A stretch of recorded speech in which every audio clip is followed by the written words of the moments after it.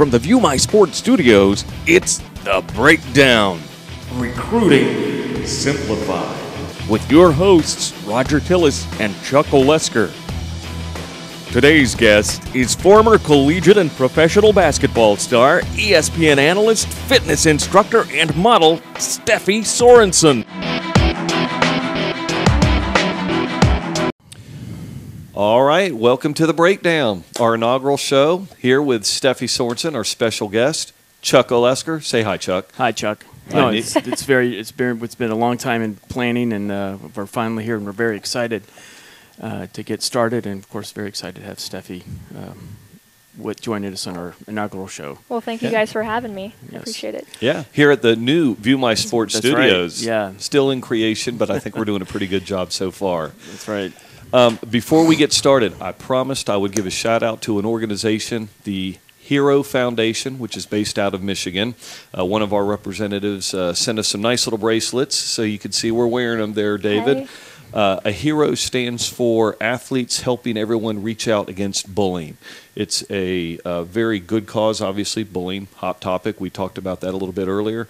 And we'd like everybody to go to their website and check it out. They're also on the Facebook page, and we'll get that information for everybody later on. So just wanted to give it props. Yes. All right, so we're not going to waste time. We've got a lot of information to go over with our guest here, Steffi. I think that you guys are going to like what we're talking about. This is going to be information that will help the athlete, whether you're a basketball player, such as Steffi was, or whether you're a field hockey player. The fact is, some of what we're going to talk about applies to all the athletes, all the sport, all over the world, really. Yes. So we're going to jump right into this. Now, Steffi, you were Miss Florida Basketball 2006. You were the 5A Florida Player of the Year in St. Johns County's all-time leading scorer, McDonald's All-American nominee, et cetera, et cetera. You end up at UF, obviously. Mm-hmm. That's where you had your illustrious career. Right. But we noticed that you started... A little bit of a travel. You started with the Florida Gulf Coast. Tell us a little bit about how that all transpired. I look back now, and I'm probably the worst candidate to look at for as far as being committed to one location. Obviously, I went to 3 different schools in 4 years. So as far as helping others, I think I'm a good candidate because I have a lot of experience at different levels. But I definitely, I made the cardinal sin, as an athlete when you're in high school and you have 5 visits, right? You should take all 5. I took 1, okay? And that is a mistake that I made, and that's one that it's not that I look back and I regret it. I don't regret it. It's a mistake that I made. I should have taken more visits. Now, a lot of kids, especially when they're being recruited, it's an overwhelming process. It's like, I just want to get this burden off my shoulders. Let me just sign. And for me, Florida Gulf Coast, I immediately just signed on the dotted line, and that was done. Sure. And that's something that kids probably make the same mistake because they just want to get it over with. When really it's a process. Slow it down, take your visits, and that's where I started, because I did take 1 visit, I signed, and then I ended up leaving. I went to another school, and then I went to another school, but I ended up at UF, which was great. But certainly looking back, there's certain things that I would probably do differently. Sure. But I cannot, I can't regret any part of my journey because it's made me who I am today. So certainly. Well, yeah. Let's go back. I'm curious now. You talk about the pressure aspect. That you signed immediately. Yes. And we get a lot of questions about gee, what should we do in this situation? Now, was this something that it was driven by you more so, or did you have parental pressure to get it out of the way, or was it all on your shoulders? It was all on my shoulders. I think my parents wanted me to take more visits where. Kids get overwhelmed. They've got practice, they've got travel ball, they've got school, and you come home every night and there's 6 or 7 colleges calling you. There's now social media is involved, texting. There's so many different aspects now where kids are overwhelmed, and it's a pressure that they have to deal with as far as, hey, how can I just get this off my shoulders? Let me sign early. A lot of kids are signing early now just to get it out of the way so they can play their senior year. And for me, that's kind of what I did, but it's just an interesting concept, and just for me, I just wanted to do it and get rid of it. But my parents never pressured me to do anything, really. They were like, hey, go where you want to go, but probably take your time. Don't rush through it. And I kind of did jump the gun, if you will. But, you know, like I said, I can't go back and change things. Sure, and no regrets. No, absolutely not. Now, what about your coaches? Did you have involvement in your coaches during this process, or were they pretty much hands off? You know, once you got to that point, how did that go? My high school coach, she was relatively young, and I feel like now she's older and she probably knows more about the recruiting process. Where Bartram, you know, we were a relatively new school as well. She was young. She played basketball at FSU, I think. So I don't think she had the experience as far as recruiting-wise and helping me deal with it. She would say, hey, I got a letter from this school or this school, they called or whatever. And I'm like, okay, you know, there was not necessarily a lot of help. It was just more of like delivering a message. Here it is. Go do with it what you will. And I think in some situations, coaches are really good at helping players with the recruiting processes. And for me, it was, you know, she was very young. I don't blame her for it, but she probably wasn't used to dealing with a lot of these things that were happening. You know, we're from St. Johns County, was not necessarily a big school with a lot of big, you know, basketball players. This isn't Indiana. You know, this is, you know, it's Florida. We're known for, you know, football. Right. And women's basketball just wasn't, you know, that common. So for her, you know, it was just, you know, kind of me sorting it all out. You know, I had input from other people, but realistically looking back on it, kind of handled it mostly on my own. Gotcha. Did you you signed or you committed during your senior year?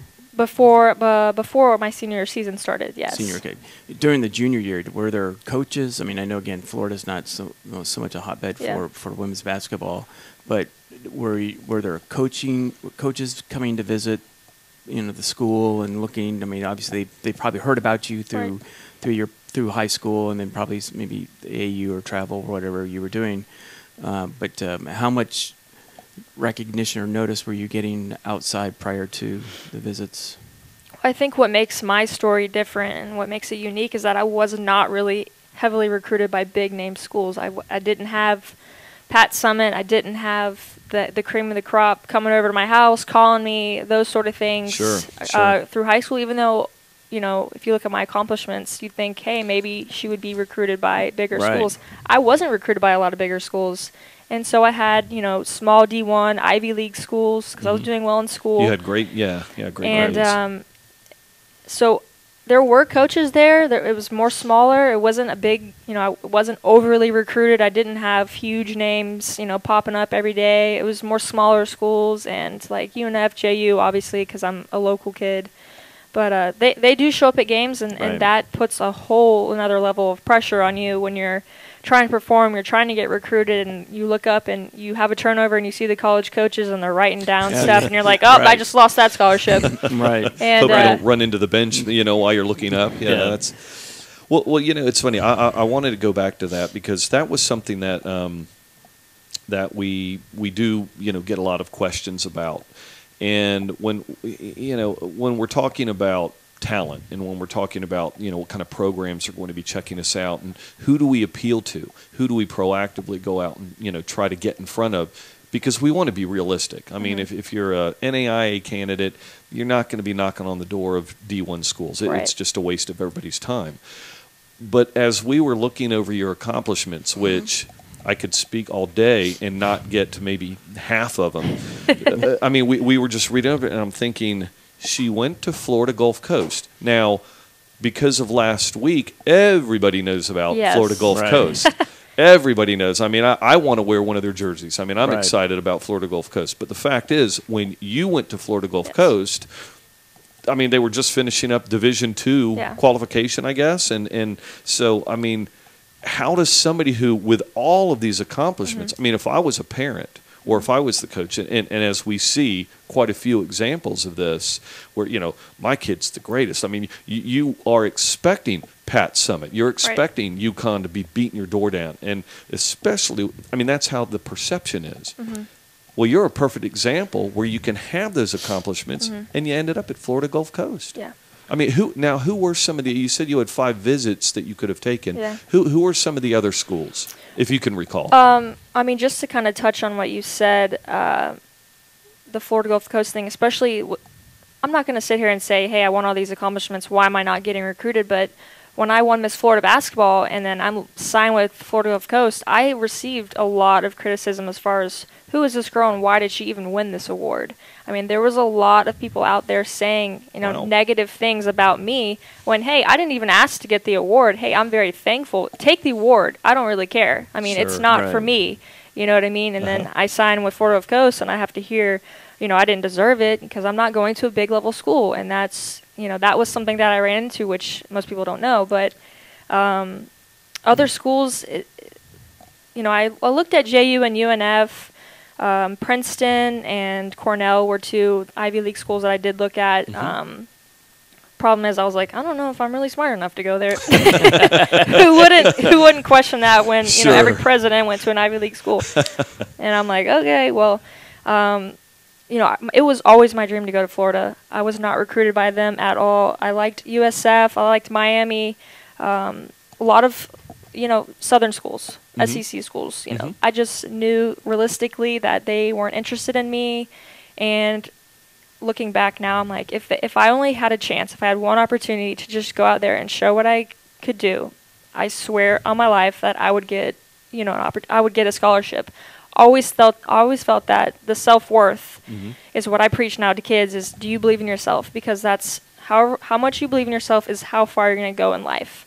And looking back on what I did, I never stopped believing in myself, regardless of this person didn't come knock on my door, this person didn't recruit me, whatever. I always knew that, I was capable enough, and I feel like that's very important, regardless of who you're being recruited by, because you never really know what's going to happen, clearly. Sure, right. Absolutely. Yeah, good point. Well, and that's something that, again, there's no one set pattern for anybody. Yes, you can find the similarities, but the fact is, I mean, every individual handles it differently. And it's funny, you bring up a point that, and this is something that I've never really thought about, and this is a great point I'm sure to share to our audience. The fact is, gosh, I do get awards. I am, and maybe I'm just the big fish in the little pond, whatever the case may be. Then you don't meet those expectations, either by your choice or because it just didn't ring out that way. The fact is, now everybody's second guessing. Well, how did you, like you said, you didn't deserve the award. How did you get those awards? And it is, and I mean, let's face it, the kids that are going from high school to college are still kids. That's a hell of a lot of pressure to be additional pressure on top of everything else that you've gone through. Yeah. And it's unfair. But it does come with the turf. It does. And, in 2006, when I won that award, that was Tim Tebow who won Mr. Florida Football, Nick Calathis, who was also Mr. Basketball. He also went to Florida. So, when I got to Florida and I look back at him like, hey, Tim Tebow was this award. And then I'm like, okay, I'm here now, but I had to go through hell just to get through, Right. to get here. And it comes with the territory. When you receive awards, expect someone's going to say something. You see that with everybody nowadays. Someone wins an award, there's always going to be someone saying something negative. Sure, the naysayers. And I just, the only thing that I hope for people who go through that is they have a solid home base, is that they have someone supporting them, despite the fact that now social media, that's just taken everything to another level because someone can tweet about it, someone can post something about it, and that wasn't even prevalent when I was in high school, and now look where it is. Sure. Someone wins an award, there's going to be 100 posts about it, and within 10 minutes of why did they win that award? And so it's just magnified now. Right. Everybody's a critic. Yeah. And it does seem like more want to jump on the negative bandwagon than the positive. You just mentioned a phrase that as far as home support, your home base, and that was something that we saw that when you left Florida Gulf Coast, yes, it's in Florida. Florida can be a very long state. You were about as far as you can get. So you cited that one of the reasons you did want to be closer to home. Expand on that, because a lot of the kids that want to go to school in college, of course, they're thinking of the glory. They're thinking of, the awards and big-time college and whatnot. They don't think of the mental aspect. I am leaving my family. They might think it's fantastic for that first few days. I mean, expand on that, if you will. It was very hard for me just because I have a huge family here. All my family lives here. I grew up here, born and raised, and then moving 6 hours doesn't sound far, but realistically, when you're playing collegiate sport, you never get to go home, and that starts to take a toll on you. that was a huge thing for me. I wanted, them to be a part of my college experience just as much as I wanted to be successful. Mm-hmm. Now, did your parents get to travel much to see you play? Or my dad struggles with traveling. He doesn't do well with it. He's more of a homebody, and my mom would make it to as many games as she could. Sure. There's only so many times you can make that 6-hour drive and then 6 hours back within the next day. Because my little sister was still in high school, but. Especially that year at Florida Gulf Coast, that's such a hard transition, freshman year to college, and I had a very tough coach. And you're seeing now Florida Gulf Coast being put on the map. This isn't anything new for me because I went there and I saw how good this program could be. And now it was a tough year for me, and I learned a lot. But when you look back and you're like, did I make the right decision when I chose to be closer to home? Yes. I mean, that's what I wanted, despite the fact that, we were really good. And I could have stayed, and I could have been a part of something historic there when they made the Division I switch. And but family is such a huge thing for me, and to be closer, that was the right move for me. And there was a lot of criticism there too when you leave and you're on a good team and you're a part of it. I mean, we were 34-1, lost in the Division II national championship. And, obviously we saw the support of FGCU and when they made the Sweet 16 this year, and all the fans, and Fort Myers, huge fan base there they've built. And when someone's leaving, I had to send out press releases. I was getting calls. I was receiving a lot of negative criticism again. And ultimately you just have to do what's right for you, and that's what I had to do. Sure. Well, and like you said, you get the naysayers. They're going to put you out there. It's a team sport. It's team first. It's team. But these individuals have to make up that team. Yeah. And again, you're kids. And I don't mean that in a negative way. But the fact is, I was 18 years old. Yeah. You never lived away from home. So much pressure. And this is the area that we like to expand on simply because it's not talked about. It's all about the fun, the glory, and what you see on ESPN. Right. And it is what it is. So this is great. Tell you what, we're going to take a quick break, pay a few bills, get some water, whatever we're going to do, and we'll be right back. Thanks again, Steffi Sorensen. Hey, Roger Tillis here from the BreakDown. In my life, I've had to buy and sell a couple of houses, and the process on both ends can be a huge pain, which is why, if you're in the Jacksonville, Florida area, you should meet Deanna Williams. Deanna was #1 in real estate sales, listings, and productivity for LHM Real Estate in 2012. Here's the thing, there are many difficult decisions to be made during any real estate process, so having a top producer like Deanna to represent you is a must. Whether you're buying or selling, Deanna works around the clock, so let her go to work for you. Her email address says it all, DeannaKnowsRealEstate@hotmail.com, or simply pick up the phone and call her at 904-705-6107. Again, that's 904-705-6107. Give her a call today. You'll be glad you did.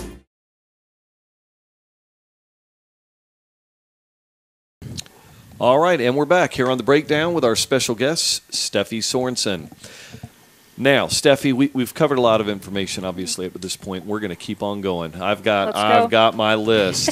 Now, in my research, which took me quite a bit of time, I noticed that you were a triple sport athlete. Yes. In high school. You had basketball, obviously, tennis, and golf. Yes. Now, first of all, basketball, was that your #1 passion?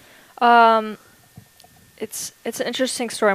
My dad, he loved golf. My mom, she loved tennis.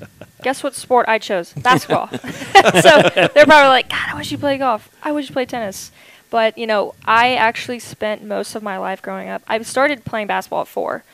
You usually have to be 5. My mom sweet-talked me into getting the little camp. So I go with my older brother. He's 17 months older than me. So I kind of followed in his footsteps. But in all honesty, I grew up playing tennis circuits, and that was kind of my dream, was to be a professional tennis player. Steffi Graf, that's what I was named after. It seems kind of suiting for that. But I got hurt in 6th grade playing basketball, hurt my right wrist, couldn't really play tennis anymore. So had that injury not happened, I don't know if I would be sitting here right now.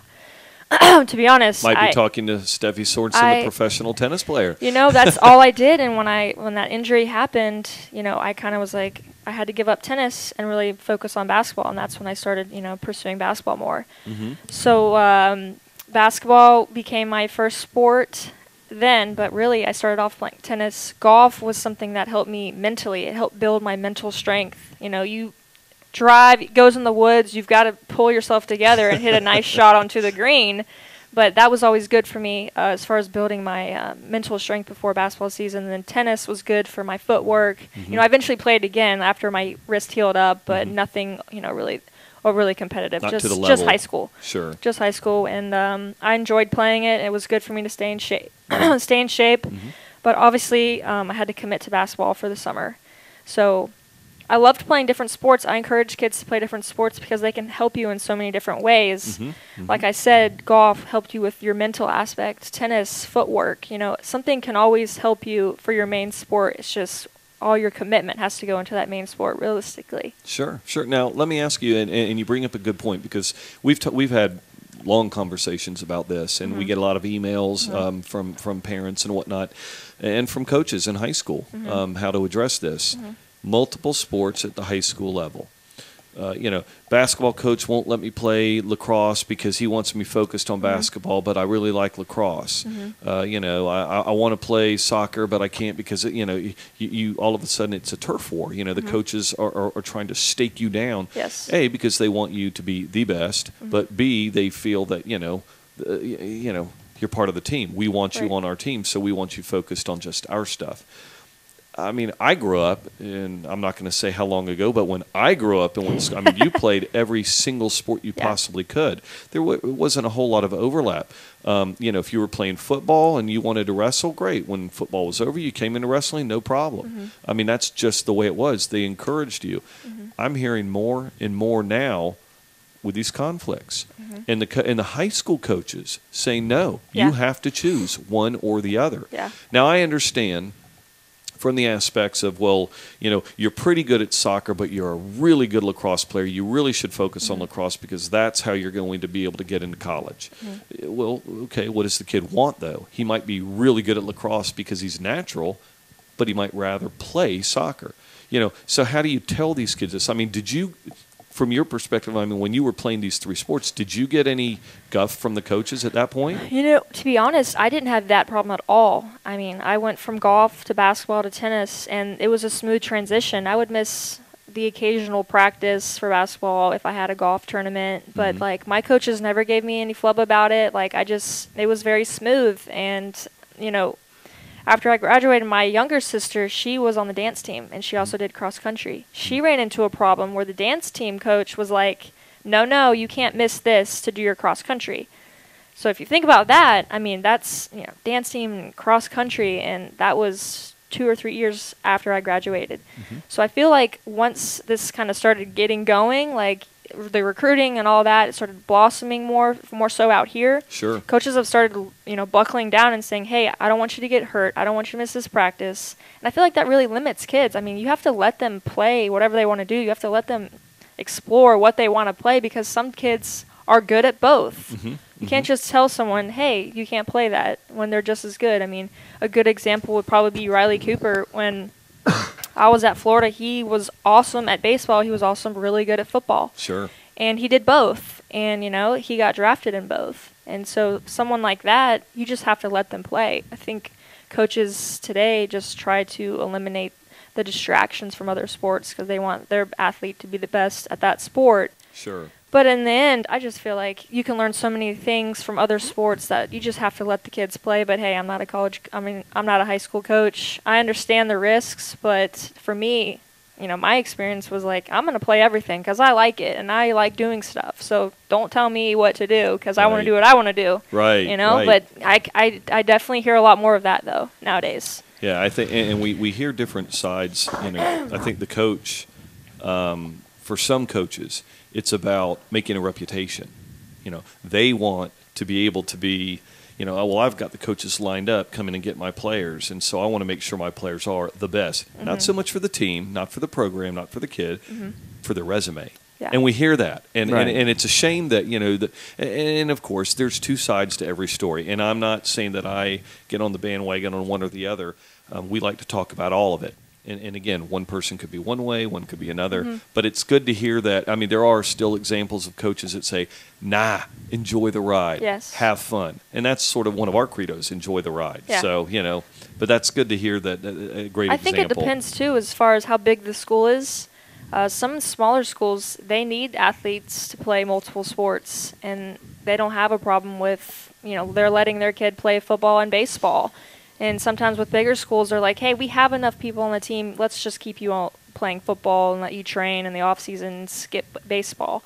So I think it does depend on the size of school. That also, plays a role too. Good Right, point. right. Excellent And I point. know when my son finished up with high school, some of his friends went to smaller schools, and they may have received a full ride, but part of it came from football, part of it came from track, part of it came from softball, part of it came from basketball or swimming, something like that. So again, I think with the smaller schools, we're seeing where full rides are offered, but it comes from multiple it's a sports. combo package. Right. Yeah, Right. and you're exactly right. Well, and that leads me into what I wanted to get into about next. Obviously, the academics, and just like multiple sports, and the NAIA is great about this. Gee, you got a 3.5. Excellent, because now I can give you a bigger scholarship than if it was just, say, baseball. Just had this conversation with a baseball coach, as a matter of fact, and he was looking at one of our catchers that are using viewmysport.com to promote themselves. And he said, well, as long as the kid has maintained that 3.5, we can get him academic money, combine it with the athletics money, and who cares? I mean, if I'm a parent and my kid's getting a combo type of deal, you bet I'm going to make sure his grades are up, because I'm not writing the check. I don't care if it comes from the cafeteria, as long as I'm not writing the check. So if it's for academics, now you had already mentioned, I mean, you were a good student. What was your GPA when you graduated from high school? Can you remember that far back? Yeah, I think it's been a while. I just turned 25, so cut me some slack. Roger. I think I had probably around a 3.7, something like that. So, I mean, I always try to do really good in school. I think having Florida Bright Futures going into college, I was on scholarship, plus you get Florida Bright Futures money. So it's kind of like a little bit of extra money to help out with groceries or whatever. So kids don't realize what you do in high school. Hey, even if you're on a scholarship and you stay in Florida, you can still get more money. So, I mean, that's also very important, too. Sure. And that's what we encourage. Matter of fact, on our site, we have a link to a financial aid site, and it helps you find scholarships, other money. Yeah. And I'm not going to say it's a lazy factor, but it's a lazy factor. Kids and parents, a lot of them, they what's going to come to me? What's going to come to me? And, the fact is, the resources are out there. Go out and find that extra money. Even if you have, the elusive full ride, like you just said. I mean, there's still other monies that you can qualify for that will help with the ancillary things. Well, and for bigger teams, they don't always offer full scholarships. I know soccer.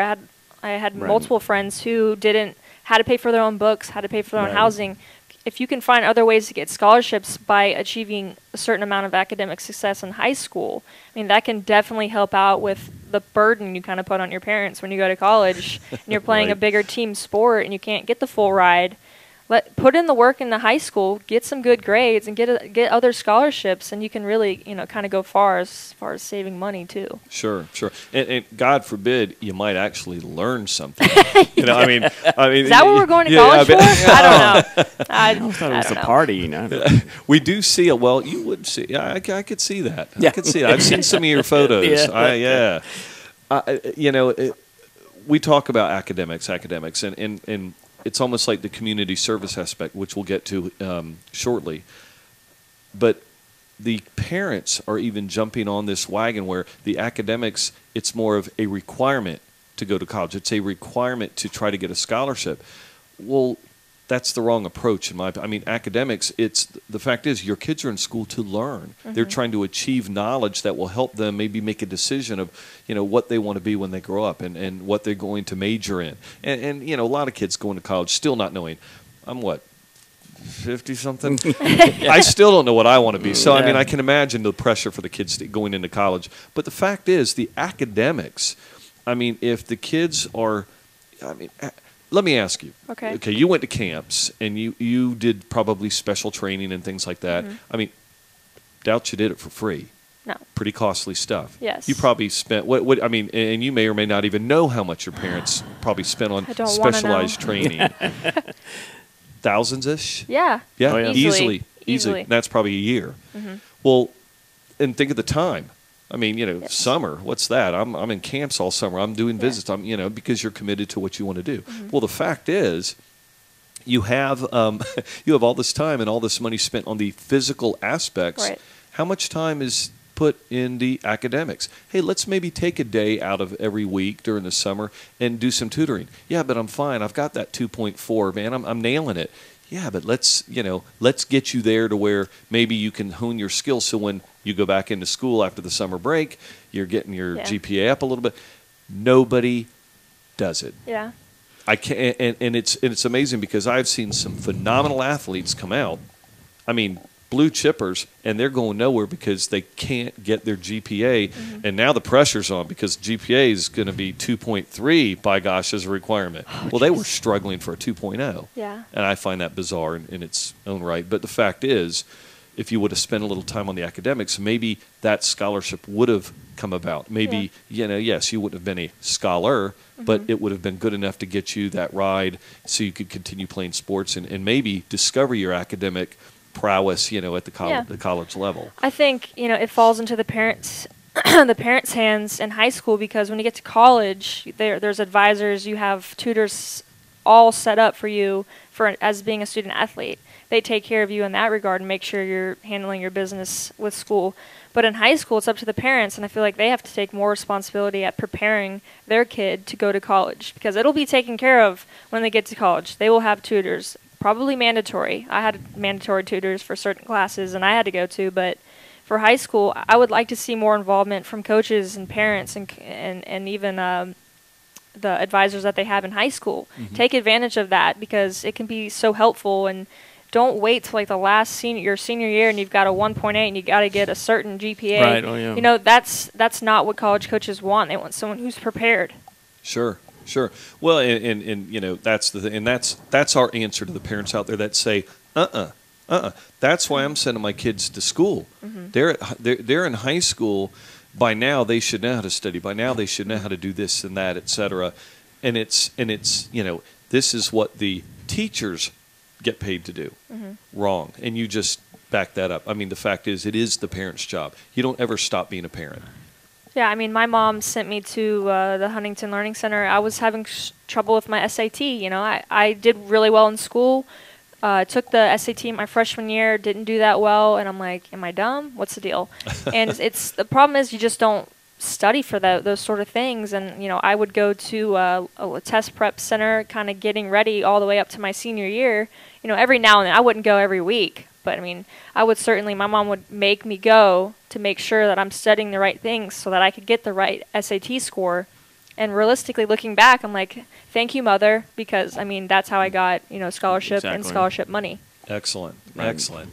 All right, well, we're going to take another break. We'll be back in a few minutes, again, with our great guest here, Steffi Sorensen. Thank you very much. Here at View My Sport, we rely on our experts to help guide our athletes through the recruiting process. The same goes for you when it's time to buy or sell a house. You should rely on an expert like Deanna Williams at LHM Real Estate. She's a top realtor that is a native of Jacksonville, Florida, and can handle all areas of the real estate process. And it's all done with confidence and privacy. Contact Deanna today. Her email address says it all. DeannaKnowsRealEstate@hotmail.com. Or simply pick up the phone and call her at 904-705-6107. Again, that's 904-705-6107.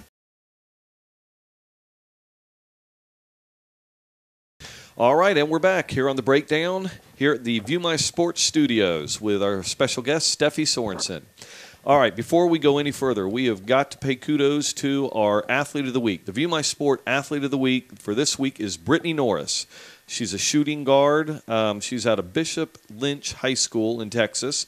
And congratulations to Brittany because she just signed for a scholarship to play basketball for Tyler Junior College in Texas. So, woo! Yay! Woo! Way to go, Brittany. So good job, and we'll be watching and make us proud. All right, now, moving on. We closed out, we were talking about, different attitudes and things as far as academics go. And you had brought this up before as far as how, college is so much different. It's a different planet, and that people don't really talk about that much. Now, as an athlete, as a student athlete, getting into a collegiate program, your time. Is there such thing as your time? I got to sign an NCAA, how much time did you spend this week in sports or whatever, and it's got to be like 20 hours. I'm just like, this is a lie. Yeah. I mean, it's you ask anyone, it's kind of, we've talked elephant in the room. Everyone knows that you're supposed to only be doing 20 hours. No, that's not it. I mean, if you think about all the extra time you do in the weight room, conditioning plus practice, and then tutoring plus class, and then a lot of places you have to mandatory eat at a certain time, meal-wise. You have to check in, and that's your whole day. Now, when do you get to actually do stuff you want? You don't. It depends on your sport. Basketball, for me, that's a year-long sport. I mean, we train all summer, and then we start fall, and then we have season, and then spring is usually, as I like to call, like fun time, when I actually get to actually have a life. Right. And you get to enjoy that for a little bit before summer starts back up. So other sports, you have more downtime. I just don't have that kind of knowledge as far as what their downtime is. But for basketball, I mean, we miss every holiday. I mean, let's be honest. Right. July 4th, sure. Thanksgiving, Christmas, you name it, all the big holidays, basketball season's going on. There's a big tournament or, a holiday, Thanksgiving, Christmas tournament. They've got the Maui Invitational now. I mean, right. It's just, and they're everywhere. And so as far as having downtime, I mean, maybe one day out of the week you're off from practice, but that's filled with, doing errands that you've got to do, catching up on schoolwork, all of that, and that's just the reality of it. I mean, you have to really sacrifice and give up a lot of things to be a student athlete and be a successful one. Well, and something too. I don't want to make it look bad, though. Oh, no, I mean, you have fun, but, it's challenging. you do have to find the right balance or you can be miserable. Sure. Well, you certainly don't go in with I'm in a party and this is just going to happen. I mean, because of the demands, I would think too, I mean, sleep. And as an athlete, as a high, and you are considered a high-level athlete when you start getting into the collegiate level. Sleep is critical, as is nutrition. I would think sleep, especially if you're cramming for a test or trying to, I imagine you had quite a few nights where, sleep was minimal. I had problems growing up with sleeping in general growing up. And then when I got to college, the 5 a.m., the 6 a.m. workouts, I can't tell you how many times I just didn't even go to sleep before I had to work out. Wow. I mean, you have stuff to do late. You can't think straight because you're scared to death of what you have to do at 6 in the morning and what kind of workout you're going to face. And there were games that I just didn't sleep before, which is weird. And those are probably the games where you making all the 3-point bombs. You had your eyes closed. It's amazing what your body can do on little sleep, but it is so important. I mean, you have to you have to put aside the restlessness and get that sleep, because without that, you really can't perform. I had to start seeking out, coaches and athletic trainers. I cannot sleep. And you bring up a good point, because that's when I started, wasn't playing as well because I wasn't sleeping. It's right. such a simple thing, but really, it is very important, especially eating well. Oh, yeah. Excellent. Well, and again, people don't talk about that. It's those little things that you just don't know that can have a dramatic effect. Yeah. Everybody goes into slumps, and you kind of wonder, well, what is it? Could be something just as simple as the sleep patterns. So, okay, now, one thing that we were curious about, people get into college, and of course, there's always going to be that, whoa, didn't think about that, or what were your biggest surprises? Going into college, things that you just never dreamed of. And what were some that maybe weren't surprised that they pretty much went as you had planned? One thing that I can say was a surprise that I didn't ask questions when I was being recruited: length of practice. That's something that as a kid, you're intimidated by a coach. When you're being recruited, you don't ask certain questions. And when I was a sophomore going into my junior year, I asked that question because you don't necessarily think about it as a freshman, because in high school you practice, what, hour and a half? You go home for dinner. whatever, it's all good, and mom makes dinner. But when you're in college, they want you to have a minimum, or you can only be in there for such and such time, but a lot of people don't abide by that. I mean, practice can be 4 hours, and you never would have known that going in. And that's Sure. a question that I wish I would have asked. I mean, I did ask eventually when I became was coming from JUCO to going to play Division I again. Sure. And it was like, well, how long do you guys run practice? And it catches coaches off guard, because it's like, what do you mean? Are you wired? Right. They're just like, who asked that? And I'm like, well, how long do you guys run practice? And some were honest and said, hey, we'll go as long as I have to. If it's an hour and a half, if it's 3 hours, then that's what we have to do. And that's something that I look for, honesty. Sure. Are you going to be honest with me about that? Because, who wants to be in practice for 4 hours? I mean, that's a lot of it's a lot of effort. It's very time consuming. And I don't know if you like that, hey, you're a rare breed. Sure, sure. But it cuts into your schedule that again, because you have a allotted time. If it takes 2 hours out of something else, which will take another time span out of something, all of a sudden your whole schedule's wrecked, and it could have an effect on grades and health and things like that. I mean, and also it just depends on the size of the school. When I was at Florida Gulf Coast, we had to share the gym with the boys and the volleyball team. So we would have practice from maybe one semester we would do 6 to 9:30 in the morning. That was our practice schedule. And you think about how time consuming that is, and the rest of your day is filled with school and a little bit of lifting later, and then junior college we shared it a little bit, and that was kind of up and down. When I got to Florida, we had our own gym. Practice at 2:30 in the afternoon. Breeze. Like when I got to that, I was like, we have our own gym. We don't have to share. We can practice at 2:30 in the afternoon. Doesn't have to be at 6. And they're just little things that surprised me, I guess. Oh gosh, that's a tough question. I mean, the practicing was a big deal. That surprised me. Entitlements with some people when they come to college, they expect to receive certain things. Excellent point. Coming from different levels. I mean, I went to Division II junior college, and I played high Division I, and I noticed that when I got to Division I, the entitlements were definitely different. The dynamics were definitely different because everyone was an All-American, everyone was a whatever, missed this, and that was a different perspective for me, and that was a different adjustment because I wasn't necessarily like that because I had been through the ropes, and our strength coach was also our head coach. And when you get to a higher level, you have a different strength coach, and you have a head coach, and you have 4 or 5 down below. And I don't think there's a lot of things that surprised me. Those were 2 that kind of threw me off. And if I may interrupt just for a second, when you mention entitlements for our listeners out there, I mean, and you see this in social media where the athletes are throwing out, big money and cars, and and they talk about all of these. That's what they feel like are their entitlements. I mean, expand on that if you don't mind. I think it was after I graduated that I looked back and was kind of shocked at what was actually really going on. The recruiting violations, not necessarily where I was, but you hear from certain people, they were getting money on the side, or they would come to their locker after a game with a blank envelope with $300. It's like a scene out of Blue Chips. And people don't want to talk about it. And then after I graduated, I would talk to certain coaches, and because I've been involved now with college, and you kind of hear a little bit of things on the side, and you're like, I had no idea this was actually going on, that coaches were cheating and all of this. And I'm not here trying to start a scandal. Sure, no. But there's a lot, I guess I'm naive in the sense that I feel like everyone's doing the right thing when, realistically, not everyone's always doing the right thing. And that's kind of was a shocker to me. That was something I didn't necessarily expect. Yeah, well,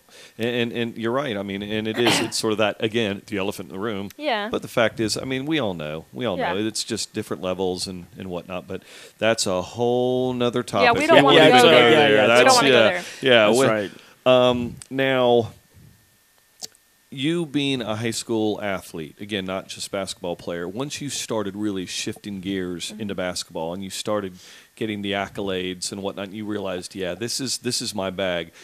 Did you think, all right, go to college, from college, I'm going to the pros. I want to be in the NBA, the WNBA, I want to play in Europe, whatever the case. I mean, did you start seeing those goals, or were you just, I'm playing college ball? I was honestly just focused on college. There was some people that would make references like, oh, you're going to be in the WNBA one day, and I would laugh at them. I mean, I was like, there's no way. Like, I'm just going to go to college. Like, I want to play and, like, do the best I can and get a nice degree and move on. And I didn't necessarily know what I was going to move on to, but I just wanted to be successful in college. Sure. And I think a lot of kids, mostly guys, I mean, their goal was always college pros. And the numbers are so small of people that actually do that. I think that academics and the degree you get and what your GPA is and how well you do is really so much more important, so much more valuable than, you know, if you're going to go to the pros. Like, I feel like they should focus on doing the best they can in college, and then if they can play pro, great. If not, you leave a good college with a good degree and a good head on your shoulders. And for me, when I left UF, I felt that I was very blessed in the fact that I was able to play professionally afterwards, but I never in my dreams would have imagined that. I just wanted to get a nice degree, and having one from UF has been really helpful for me. Sure. Outstanding. Yeah. Yeah, that's what, and it's funny.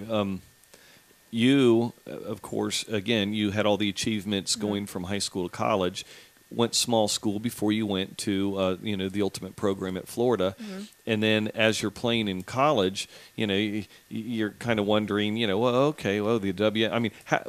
going to the WNBA into the pros. I mean, when did you realize this is going to happen? Or did you not even think about it, and all of a sudden someone just approached you? How did that happen? It was my junior year. We were ranked pretty high. We knocked off Tennessee before, Pat Summitt got the 1,000th win, and we were ranked in the top 10. And I could tell that maybe I was starting to get more recognition as far as being more than just the walk-on in Florida and who earned a scholarship. And my teammates, I think 2 or 3 of them got drafted or played overseas. And then when you have other fellow athletes who go overseas or they're getting recognition, they start to watch the other players around them, and then it kind of started like, okay, maybe I'm going to need an agent. Maybe, I can play overseas. The WNBA was a long shot for me. There's a small, limited roster. They can only have, I think it's like the best 100 players make the WNBA, if that. Wow. There's so much limited space. I did go and do the training camp for the Atlanta Dream, and I thought I did really well there. I thought, if there was more space that I could have played, I still think that, and it always comes back to my belief in myself. I mean, it's not that I'm cocky or overly confident about it. It's just, I believe in myself, and I believe if I am given an opportunity, I can prove to someone that I can do it. And for the WNBA, I just kind of was like, it's over, as I like to say, it's over. I can't, it is what it is. So I moved on and played pro overseas, and that just came from having good teammates and being set up and kind of networking a little bit. Those agents are in contact with your head coach, and who knows this person, and for women and playing professionally, it is an even smaller number, just because, I mean, you see there's a women's pro soccer league. It's starting to fold. Sure. Softball, I mean, they've got a league, but very small numbers. And WNBA, obviously, they've cut down, coaches and roster space. Right. And it's hard to make that jump from college to pros. And I was fortunate enough to do a year of that, and it just wasn't for me. I mean, I liked it, but I didn't love it. And I think that athletes really, my message is to those is don't focus on the 4 years, your years after college. Focus on those 4 years, because you cannot have them back. Right. Make the most of them, get that degree, because when you leave, chances are if you play pro, it's not going to be for very long, and you're going to need to know what you want to do, and you're going to need a fallback plan, and that degree is your fallback plan. Sure. Great message. And that's something that the parents and the athletes need to be thinking about. I mean, middle school, really. I mean, if the parents are smart, they're going to start grooming, and that's a solid message and to carry all the way through college. Well, I think every parent believes that their kid can be a professional, whatever. That's the biggest thing. My family said that to me, and I said, look, it's not realistic. I had to tell them it's over. I mean, I would love to play professionally here in America. I could go overseas and play, but I don't want to do that. Sure. And my parents said, "Oh, you're good enough." And I'm like, every parent says that to their child. Right. You know it. You guys do it, and it Right. is what it is. And sometimes you just have to think, hey, you guys, I appreciate the support, but I'm just not. I can't do it. I'm not going to be able to make it at that level. Sure. And it's accepting that. And for kids, it's hard because your parents are telling you one thing, and then you go out and try to do it, or you're not getting the same opportunities, and it can be a little bit of a letdown when your head is filled with certain things. Right. But I feel like those college years, you develop your own mindset, you develop your own personality and your own thoughts and your own stances on things. And for me, that's kind of what happened, where I was like, look, thank you for the support, but I realistically know that I'm a little bit slower than a lot of people in there. I can't jump as high and I can't dunk. So I'm out. But you do have a mean 3-point shot. So That's right. Yeah. I could watch the little clips, watching you just shoot the three, and here's the thing: people don't realize you never really just shot a three. I mean, did you purposely make sure that you were always 5 feet behind the arc when you shot it? Because every time I saw you shoot, you were just shooting bombs. Honestly, half the time I didn't even know where I was on the court. Half the time, I would practice most of the time shooting where I didn't even look at the basket. Because, when you're receiving a lot of defensive pressure and you go off a screen and you catch, you don't have time to look at where you're shooting. You need to know that when you catch, turn and square up, that when you release it, it's going to go in.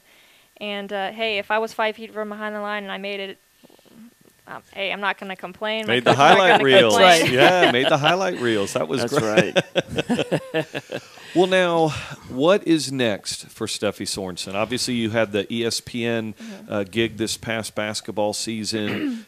Seemed pretty successful. What's on the horizon now for you? I was blessed this last basketball season to do some freelance for ESPN and be an analyst for them.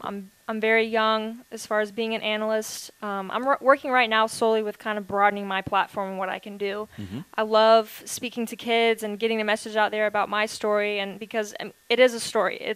I went through one crazy journey to get where I am, and I like doing those sort of things. And I've also become more involved with fitness. We talked about my tire flipping. Mm-hmm. It's a fun thing. Okay. Yeah. He's like, she's right. It's I hang out all the we flip tires all the time. Yeah, throwing that sledgehammer, it's a party. I think that I'm just kind of breaking into the fitness field. I've been doing it for the past. I really started training in the past year, and so it takes a while to get your face out there and your work ethic. And I feel like the combination of working for ESPN and getting more involved with fitness and getting an agent and getting, a bigger platform to kind of share a bigger story than, just working out. And basketball, I feel like there's a bigger message, and that's, my initials are SSS, and I always feel like it stands for strength, stamina, and self-worth, which is what has kind of made me who I am. And that's a message that I would love to deliver to people and share with them because I feel like there's so much more in life than just the what people think at first glance. And, you can look at me at first glance and you can make your own assumptions or whatever, but I would love to actually, share my message with people or, stand for certain things and be a role model and continue to kind of pursue media. I love doing that as well. I'm sitting here with you guys. I love obviously doing a great job. Obviously, I can talk. Yeah. And what a platform. What a platform. Yeah, that's right. ViewMySport.com. Yeah, you can't go wrong. Yeah, and it's just, I've always been the type of person of what's next. I've went from one level to the next level it's always been like, what's next for me? And I feel like that's a blessing and a curse because you are never really content. And Sure. I feel like that also can propel me to be more successful because it, gives you drive. Mm-hmm. And Outstanding. We'll just kind of see what happens. I'm prepared. I don't even know if I'm prepared for what's next. I don't know, but, I'm hoping that, I can continue, being successful, hopefully. Outstanding. Yeah. Outstanding. Now, if somebody wanted to learn more about you or to try to reach you, You have your website, and Yes. the website address is? It's SteffiSorensen.com, and it's pretty new. I just got it within the last 3 or 4 months, and it's still a work in project. But I've gotten a lot of emails from people. They just they want fitness tips or advice about college and eating right and nutrition. And I was surprised because I'm just getting into this, so I don't even know all the answers. I studied telecom, and I'm answering fitness questions. So it's just been a little bit chaotic, but at the same time, I learn on the go, and it's been a fun ride so far, and I'm looking forward to the future. Excellent, excellent. Well, we really appreciate you being on our show, our inaugural show. That's right. Hey. I'd like to say thank you so much for being here with us and helping us enjoy the ride. From myself and from Chuck Olesker, our co-host. That's it. It's a wrap, and we will see our View My Sport Nation on the next show. Yes, thank you. Thank you, guys. The real estate market's changing. Contracts are complicated and intimidating. As a top seller in Northeast Florida, Deanna Williams at LHM Real Estate has the expertise and proven track record that you'll need. Don't take risks.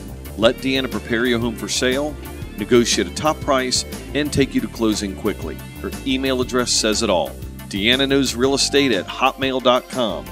Or simply pick up the phone and call Deanna Williams at 904-705-6107. Again, that's 904-705-6107. Give her a call today.